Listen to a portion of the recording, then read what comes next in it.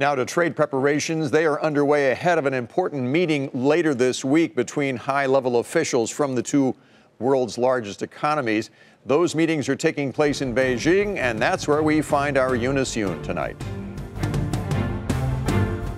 The trade talks are underway here in Beijing. Deputy-level officials have arrived and are setting the stage for some of the higher-level discussions for the Trade Representative Bob Lighthizer and Treasury Secretary Steven Mnuchin.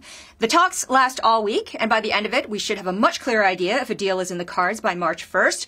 China today said it's hopeful for a good result, but the big question is, will the Chinese make major concessions on issues that are important to the U.S.? Structural issues like state subsidies, forced technology transfers. So far, they haven't moved much, and the dominant opinion among China watchers is that the Chinese won't move on these issues. They don't like the outside pressure, and they consider industrial policy too important to give up. The other opinion, which is the Trump administration's view, is if the U.S. squeezes China enough economically, when the economy is down, Beijing will come to the table. And on that front, we got some data which showed the consumer isn't so confident here.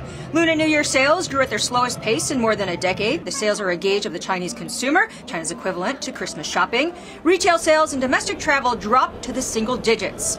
And that could put pressure on the negotiators on the Chinese side. For Nightly Business Report, I'm Eunice Yoon in Beijing.